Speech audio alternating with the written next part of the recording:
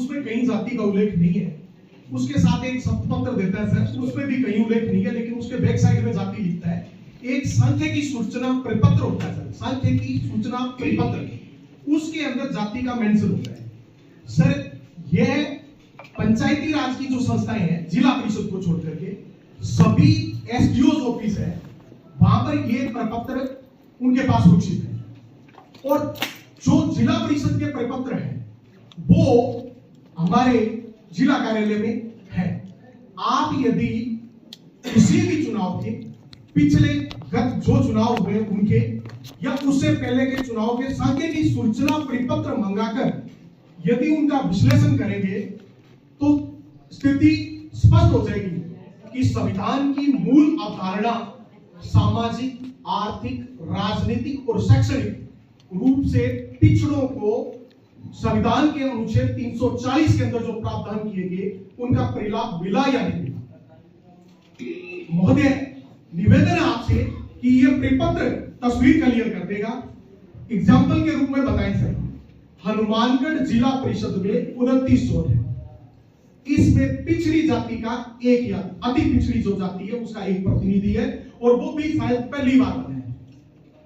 इसी प्रकार हमने आरटीआई के माध्यम से सूचना निकाली सर, हमें कोई आरटीआई देता नहीं है, देता है तो आरटीआई में बहुत सारी लंबी लिस्ट निकाल के दे देते हैं कि आपको 4 लाख का डीडी भेजना पड़ेगा, आपको 15,000 का डीडी भेजना पड़ेगा। और हमारा वर्ग जो है नाई, कुमार, लुहार, सुतार, छिपा, ओढ़, बटई, पाठ, फिनासी, ये लोग सारे वो लोग हैं जो एक दिन यदि मजदूरी करने नहीं चाहे तो शाम का चूल्हा नहीं जलेगा इनका, तो ये अपनी दुकानदारी और मजदूरी नहीं छोड़ सकते, तो वो आरटीआई वाले पैसे कहां से थे? तो हमें अधिकतर जगह से नहीं मिली सर, जिला परिषद से मिली, और इसी तरह हमें राव सर जो पंचायत समिति है वहां से मिली। महोदय, वहां निवेदन है कि 15 ब्लॉक है, 15 में 4 एससी एसटी के लिए रिजर्व है, 11 में आप ऑथेंटिक आंकड़े सर हमारे अध्यक्ष जी देंगे, 11 में एक ही जाति या वर्ग के लोग हैं। ये स्थितियां पूरे राजस्थान में सर, इसका विश्लेषण यदि वो मंगवा के किया जाए और वास्तव में जो वंचित है उनको ये डाटा हमारे पास ऑलरेडी है, जहां भी है, कई ऐसी जगह स्थिति निकलने संभाग में हमारे पास बिल्कुल क्लियर कट पूरे मामले के डाटा है, और पर्टिकुलर कम्युनिटी, पर्टिकुलर क्लास के जो है वहां पे काम कर रहे हैं वो भी आएगी हमारे सामने। आपके सुझाव के लिए बहुत बहुत धन्यवाद। अगले सुझाव की ओर बढ़ते हैं। Thank you sir. ब्रीफ में संक्षेप में अपनी बात कहें, वो कहना चाहें और अपना नाम बताएं और फिर बोलें। जो चीज आ चुकी है उसके बारे में बात नहीं करें, मेहरबानी करके आप वो बात बताएं जो बिल्कुल नहीं हो, और जो बोल चुके हैं तो उनको संक्षिप्त में अपनी बात को रखें, संक्षिप्त में अपनी बात को रखें। बाकी अपनी बात विस्तृत रूप से विस्तार से आप ज्ञापन में दें, ज्ञापन मैं आपसे लूंगा, और ज्ञापन लेके नहीं आए हैं तो वो डाक से भेज दें, एड्रेस आपको एडीएम साहब के यहाँ से मिल जाएगा, हमारे कमिश्नर का एड्रेस है, ऑफलाइन भी भेज सकते हैं बाई पोस्ट, और ऑनलाइन भेजें अगर आपको हमारा ईमेल आईडी है, और वह आके देवे तो वहाँ का नंबर ले लें। आने से पहले एक बार फोन जरूर करें ताकि हम अवेलेबल, क्यों हमारे भी 3 तारीख तक दौरे हैं जिलों के, उसके बाद हम मिलेंगे बात, लेकिन अपनी बात को संक्षिप्त रूप से कहें, लिखित में भी आप दें उसको हम गौर करेंगे, निश्चित रूप से बोलो। हाँ बोलिए, नाम बताओ तो मैं नाम बताओ, पहले नाम आपका। राजकुमार संयोजक राजस्थान 82 समुदाय से। बोलो। सर, पहले तो मैं सरकार का बहुत बहुत आभारी हूँ कि ऐसा मंच दिया है जिसमें हमें भी अपनी बात रखने का मौका मिला। मैं मिरासी समाज की संगीत प्राय जातियां, मिरासी, ढाडी, लंगा, मांगड़िया, दमामी, नगारती, अब ये तो बड़ी लड़ाइयों की बात चल रही थी। हम तो कभी सपने में नहीं सोच सकते कि यहाँ जिला परिषद या फिर एमएलए, एमपी पूरे राजस्थान में, सबसे बड़ी बात है पूरे राजस्थान में एक वार्ड पार्षद मिरासी है। शिक्षा का स्तर निम्न है, हालात बहुत खराब है। पहले हमें एमबीसी की लिस्ट में जोड़ने की संभावनाएं थी, लेकिन राजनीतिक चक्कर में वहीं से गया।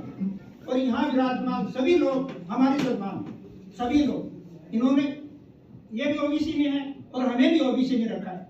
तो हम तो हमारी जैसा क्या सुनाएं आपको, हम तो आजादी से पहले से लेकर आज तक इन लोगों को हमारी व्यथा सुनाते रहे हैं और ये सब जानते हैं। तो मैं निवेदन करूंगा कि मिरासी समुदाय के लिए भी कोई विशेष व्यवस्था की जाए। बहुत धन्यवाद। हमारे को वार्डवेयर फरोदी जैसलमेर में भी आपके समुदाय के लोगों ने अपने ज्ञापन दिए हैं, निश्चित रूप से इस पर ध्यान देगा कमीशन। धन्यवाद बहुत बहुत आपके सुझाव। Thank you sir. अगला सुझाव की ओर बढ़ते हैं। भाई साहब, एक ही समुदाय का अगर कोई सुझाव आ गया है तो किसी और के सुझाव के बारे में हम सुनेंगे।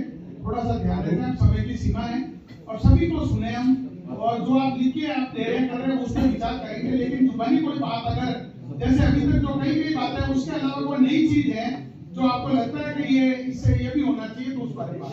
धन्यवाद श्रीमान जी, सबसे बड़ी बात तो ये है कि पिछड़ा वर्ग आयोग के चिंतन की आवश्यकता क्यों पड़ी। 19 अक्टूबर 1999 जो मूल पिछड़ा वर्ग के लिए काला दिन है, एक राजनीतिक लाभ के लिए एक पार्टी विशेष ने एक प्रभावशाली जातियों को असंवैधानिक तरीके से बिना किसी मंडल आयोग की रिपोर्टों को सारे नियमों को ताक पर उनको इस श्रेणी का लाभ दिया गया। बोल दिया ना ये, बोल दिया, मैं बता रहा हूँ। बोल दिया, उसको छोड़ा। इसके अंदर यही है साहब, ये आज 24 सालों से न्याय की गुहार लगा रहे हैं, अभी तक इनके न्याय की मांग तो पूरी नहीं हुई। सरकार आयोग इनकी रिपोर्ट की जांच करके इनको या तो बाहर करें या इनको बाहर ही करें, क्योंकि जो इनके जो आंकड़े बता रहे हैं कि कहीं भी ये पिछड़े नहीं है। मैं आपको एक सभी की जानकारी के लिए बताऊं, ओबीसी में 96 जातियां अभी है, उन जातियों में से हटाने का और घटाने का काम हमारा नहीं है। पहली बात, कौन सी जाति हटनी चाहिए कौन सी जाति नहीं, जो भी उसका काम हम नहीं कर रहे हैं, ये बात है। लेकिन आपने अगर लिख के दिया है, आप जहाँ भी प्लेटफॉर्म है रेगुलर ओबीसी कमीशन वहाँ लेकिन ऑलरेडी जो 96 कास्ट में जो डिप्राइव रहे हैं, जिन्हें फायदा नहीं मिला है, उन पर निश्चित रूप से हम फोकस करेंगे। हम फोकस उसी का कर रहे हैं जो ओबीसी में अभी जाति है और होते हुए भी उन्हें फायदा नहीं मिला, और ऐसे लोग हैं जिनका बहुत ज्यादा उन्होंने उसका वर्चस्व ले लिया, किसी कारण से मिला, तो वो उनको अब किस तरीके से बैलेंस करने के लिए क्या किया जाए उसके लिए कमीशन काम करेगा। सुझाव के लिए धन्यवाद। आयोग की ये मंशा तो नहीं है कि बाढ़ में जो 52 जातियां थी उसको 96 कर दिया, अब 196 कर दे। नहीं, आयोग की ये मंशा तो नहीं है। कुछ नहीं ऐसी मंशा, अभी केवल यही है कि 96 में से उनको मिलेगा जो वंचित है, उनको भी लाभ मिलेगा। ये नहीं पहले हिसाब उनकी जो रात है और लाभ उड़ दिया। अरे नहीं, वो तो काम ही नहीं है ना, वो तो मैंने कहता ही दिया। आपके भाव समझ गए, आयोग की वो भी समझ गए, इसलिए मेरा एक निवेदन, सभी की ओर से एक निवेदन कि 2015 में ऑनरेबल हाई कोर्ट ने जो फैसला दिया कि रीसर्वे हो, इंदिरा साहनी के केस के अकॉर्डिंग गाइडलाइन के तहत रीसर्वे हो, और ये सरकार नहीं मान रही। हमारी आवाज सरकार तक जाए, भाई हाई कोर्ट का फैसला तो मानो। आपने आयोग की एक मिनट सुनो, पहले पूरी बात सुनो। आपके केस का प्रेजेंट स्टेटस है कंटेम्प्ट पिटीशन आपने ऑलरेडी लगा रखी है, और एक मिनट सुनो, मैटर सब जुडिस है, उस बारे में जब कोर्ट में विचाराधीन कोई मामला होता है उसके बारे में टिप्पणी नहीं करते। लेकिन आपने अपने ज्ञापन में ये लिखा है अगर, तो हम जहां भी है कंसर्न है उनको भेजेंगे कि जो हाईकोर्ट के फैसले के बारे में जो बात आई है सामने, उससे कॉन्ट्रेरी अगर कोई रिपोर्ट आई है और उसके लिए उन्होंने सर्वे अगर दोबारा करने का कहा तो उस पर जो कॉम्पिटेंट बॉडी है उनसे करवा के कार्रवाई करावे, निश्चित रूप से जो भी होगा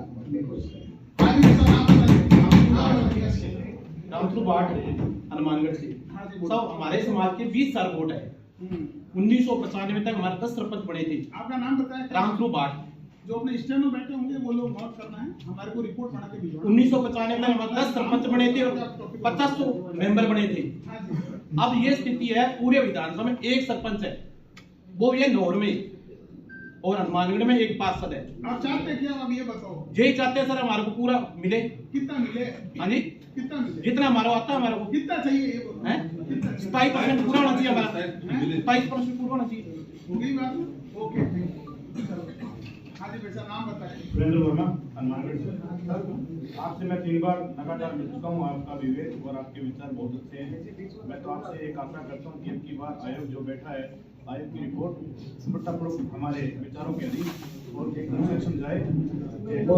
बहुत धन्यवाद भाई साहब। कोई बोलना चाहता है अपना नाम बताएं, और जो इस पॉइंट पे बोल चुके हैं उसको छोड़ के कोई नया पॉइंट की ओर हमारा ध्यान आकर्षित करें, और मेहरबानी करें, समय की सीमा है, संक्षिप्त रूप से अपनी बात को कहें। अपना नाम बताएं भाई साहब। आरके जी, नाम बताएं, नाम बताएं। भाई साहब, मैं एडवोकेट सतपाल लिंबा कुमार दिल्ली से आता हूँ।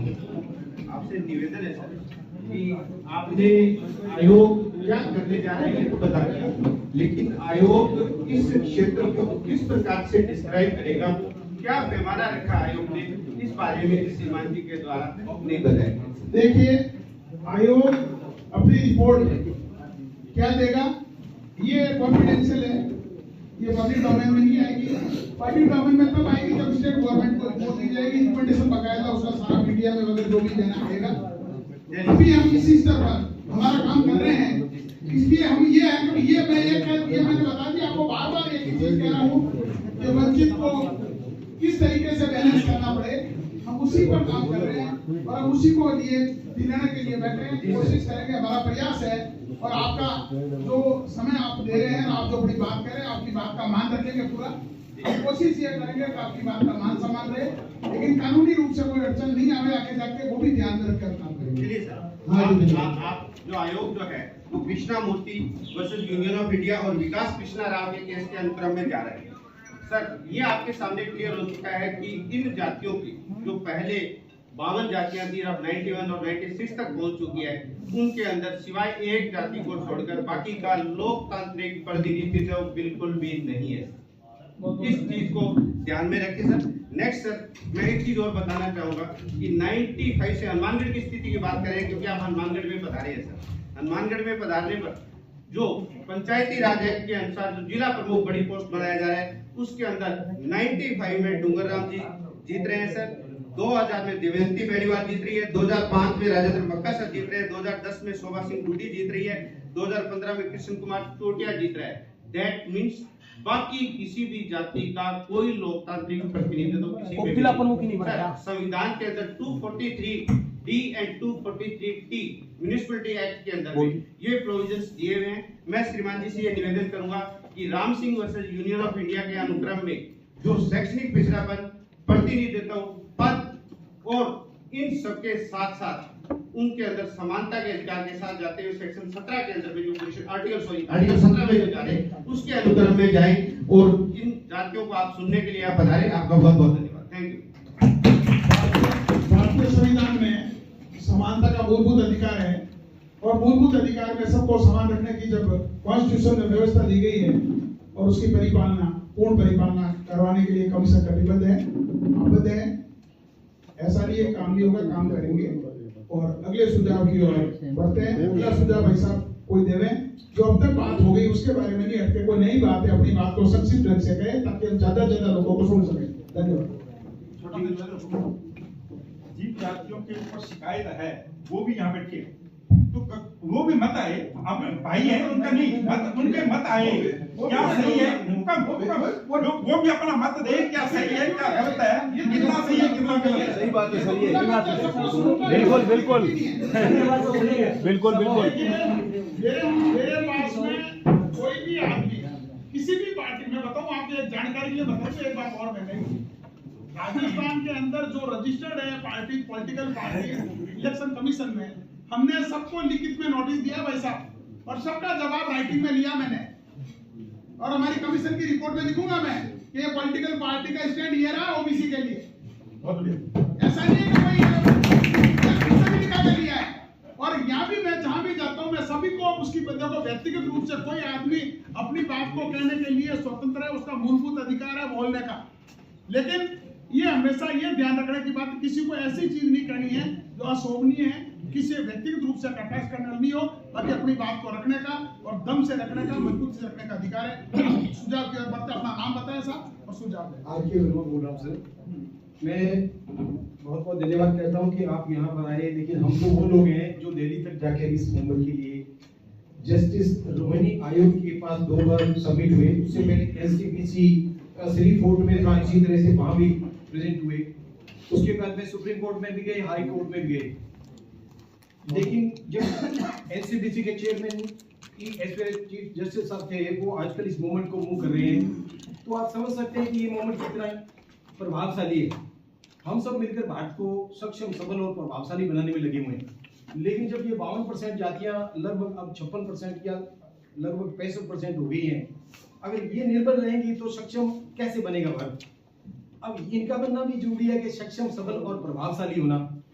अब प्रभावशाली जातियां जो है वो पिछड़ों का हक नहीं खाए जो अति पिछड़े हुए हैं। हमारा तो इतना ही निवेदन है। बाकी सर एक जस्टिस रोहिणी का जो आयोग थे, मैं 2 बार गया था क्योंकि उनको एक्सटेंशन मिली थी उस टाइम, तो उन्होंने कहा कि हमें कोई डाटा प्रोवाइड कराइए। अब डाटा इन्होंने कहा कि डाटा हमने बहुत कोशिश की है कि आरटीसी में डाटा मिल जाए, आपके पास डाटा है। अब उन्होंने 4 कैटेगरी में 4 कैटेगरी में 2600 के लगभग महात्मा जातियां जिनको सुनने हैं, यानी कि आरक्षण की सूची में तो डाल दिया, लेकिन न तो उनका कोई इंडस्ट्रियल ऑफिसर है, न उनका कोई एटीएमएल कुछ भी नहीं है। तब मैं तो ये कह रहा हूँ कि चाहे मैं जिस जाति से आ रहा हूँ, मेरी जाति लाभ ले चुकी है तो उसको बाहर करें, और मैं जिस मेरी जाति नहीं है तो आप न्याय करें, उसको ये करें। और आपका बहुत बहुत धन्यवाद कि आप इस दरवाजे पाए, आप हमारी पीड़ा को समझे हैं। अब इशारा भी काफी होता है, मैं समझता हूँ कि इस मूवमेंट के लिए सुझाव के लिए बहुत धन्यवाद। अगले सुझाव की ओर बढ़ते हुए हाँ बताएं। ये बहुत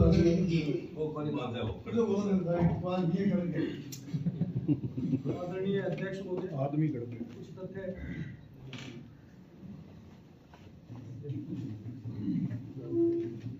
मंच पर विराजमान हमारे ओबीसी आयोग के अध्यक्ष, हमारे सबसे लाडले विधायक और एडीएम साहब और मेरे वंचित वर्गों में सबसे बड़े भाई प्रमोद जी, डेलू, काशीराम जी, सुमित जी, बलवीर जी, आप सभी विराजमान हैं। हम वसुदेव कुटुंबकम परिवार की एक कार्यशैली के साथ काम करते हैं, सामाजिक समरसता का भाव रखते हैं, तो अगर कहीं जाति विशेष का नाम आए तो मैं पहले ही करवत निवेदन करूंगा, आप इसको अन्यथा नहीं। आदरणीय अध्यक्ष महोदय, वंचित वर्गों की ओर से मैं बात रख रहा हूँ, और 1999 में सक्षम जातियों को शामिल करने के बाद में जो कुठाराघात हमारे साथ हुआ है वो भविष्य में न हो, इसके लिए मैं आपसे ये आग्रह करता हूँ, आप सरकार के सामने ये बात रखें। आज हमारे सामने हमारा बड़ा भाई वर्ग जो जिसकी बात कर रहे हैं, जाट जाति की बात कर रहे हैं, उसकी तरह आने वाले समय में चाहे मैं मेरी ये दया है वो भाट जाति से बिलोंग करती है, अगर भाट जाति के लोग भी सक्षम हो जाएं और उसके बाद में वो अकेले अगर इस हक और अधिकार पर पहुंचना नहीं तो ये भी अच्छा नहीं होगा। भविष्य के लिए जो है इसको कहीं ना कहीं 3 कैटेगरी में बांटा जाए, 1, 2, 3 जिस प्रकार से आपको उचित लगे सरकार के सामने विषय रखे। मैं कुछ ये आंकड़े रख रहा हूँ दोस्त, आपके सामने विकल्प भी रखे थे, वो नोर अवसर का था, वो हमने ऑलरेडी कंसीडर हम कर रहे हैं। आपने जो दिए ना पूरे हमारे पास है और हम उस पर विचार कर रहे हैं कि आप निश्चित रहें, ये इसको दोबारा बढ़िया करें, इनको मतलब ये नए आंकड़े हैं आपके पास, नोर छोड़ करके बाकी जो आंकड़े हैं 29 में से 16 एक ही। मैंने इसको आपके पहले बड़े आंकड़े दिए, उसके साथ ही में आंकड़ों को पढ़ेंगे हम, और इसमें ये गौर करेंगे कि ओबीसी का जो वास्तव में ऐसी कास्ट है जिनका रिप्रेजेंटेशन 0 है, नगण्य है या है तो एक आध है, उसको बैलेंस करने के लिए काम करना चाहिए। वो आपको रिपोर्ट में दिया, उस पर विचार करेंगे। आपका सुझाव बीकानेर में भी आया था, बहुत अच्छे ढंग से प्रभावी ढंग से आपने बात रखी, और यहाँ भी आपने रखी है, बहुत अच्छी बात है। अध्यक्ष महोदय, वंचित वर्ग जो है उनके वास्तव में जो पीड़ा है, आज तक उनके पंच सरपंच 4th क्लास तक नहीं है, तो वंचित वर्गों की ओर से आपसे लोग यही आग्रह करेंगे, इस पे गौर करें। आप हम भी करेंगे। एक आदरणीय अध्यक्ष महोदय, राजस्थान के अंदर जो है एक समस्या ये और चल रही है। राजस्थान के अंदर 8 जिला ऐसे हैं जिसमें ट्राइबल एरिया है। ट्राइबल एरिया में कुछ तहसीलें हैं, उसको पूरा का पूरा उसमें अनुजाति उसमें ले रखा है। के लिए बता दूं मैं आपको, उदयपुर में बांसवाड़ा डूंगरपुर का जो था रिप्रेजेंटेशन, हमारे को डेलीगेशन खुद आके गया, जयपुर में भी है और वहाँ पे भी है, उन्होंने डिटेल में अपनी बात रखी है। उनके लिए तो वहाँ तक कह दिया लोगों से ओबीसी में पैदा हो गए, जिंदगी में बढ़ जाएंगे, अभी इनके पास से नहीं बढ़ पाएंगे, ऐसा कानून बनाया हुआ है। हाँ तो ओबीसी का 0 है, कुछ नहीं मिलेगा, लेकिन अब उनको कैसे किया जा सकता है, उसमें उम्र कर रहे हैं। इसके लिए कैसे देखो एक चीज है ना, वो क्या कह रहे हैं, कोई ये कहेगा कि अगर बचता हुआ है तो इनको दे दो, नहीं बचा तो कुछ नहीं, ये कोई बात नहीं हुई है। बचता क्यों नहीं बचता है, जो है तो रख भी लिया, भेड़ा है फिरता नहीं, भेड़ा ही आदमी तो फिरता नहीं, जब जिसको काम पड़े तो भाई है ना, कौन निकले बचा पुणे तुदान में हमारे कोई बात ऐसा नहीं चलता है। आपको भेड़े हैं तो बिंदे भी रखने पड़ेंगे, साफ रखना पड़ेगा, तो सभी को फायदा मिले। इसके लिए सुझाव में आपका आपका सुझाव का बहुत बहुत सम्मान करता हूँ। और आपने एक बहुत बड़ी बात कही कि आज मान लो कोई पर्टिकुलर आदमी का रिप्रेजेंटेशन नहीं है, पॉलिटिकल जीरो है, और कल वो समर्थ हो जाता है, बलवान हो जाता है, उसका रिप्रेजेंटेशन हो जाता है, परिवार में बहुत अच्छा हो गया, बढ़ गया करके, फिर उसको भी कम से कम ये रखना पड़ेगा भी दूसरे कोई भी जिला उसको दे दो। बहुत अच्छी बात है, बहुत अच्छा सुझाव, धन्यवाद बहुत बहुत। सुझाव की ओर विचार करेगा कमीशन निश्चित रूप से। और कोई अगर कहना चाहता है अपना नाम बताएं वैसा, और सबसे पूछे। राम कुमार स्वामी समाज हनुमानगढ़ के प्रतिनिधि के रूप में कुछ तथ्य आपके समक्ष रख रहा हूँ। सामाजिक रूप से पिछड़ी है ही स्वामी समाज, शैक्षिक रूप से भी वंचित है, आर्थिक रूप से भी कमजोर है। राजस्थान सरकार ने जो डोली भूमि से संबंधित प्रकरण था उसमें आज मंदिर के नाम जो जमीनें थी उस पर भी सक्षम जातियों ने कब्जा कर रखा है, वहाँ से भी वो शून्य है। इस तरह से केवल और केवल मजदूरी ही बच रही है। तो हम शैक्षिक रूप से, आर्थिक रूप से और श्रमजीवी भी हैं, तो इस दृष्टि से ओबीसी में पूर्ण प्रतिनिधित्व की आशा करते हैं। बहुत धन्यवाद भाई साहब आपको। आपके ज्ञापन अभी लेंगे, 2 मिनट रह दो, आप एक एक करके लूंगा मैं ज्ञापन। और कोई सुझाव देना चाहता है जो अभी तक हमने बात की, उसके अलावा नई बात कोई अगर है तो अपनी बात को संक्षिप्त तथा नाम बता करके। धन्यवाद। माइक दे लीजिए। ठीक है, बोलो। इस आगे उपस्थित सभी को मेरा सादर प्रणाम। मैं सुरेंद्र भाटी से भादरा सिंह, और मुझे आज सौभाग्य मिला है यहाँ आने का और मेरी बात रखने का। जो भी 27% की बात करेंगे, ध्यान से रहे कि जो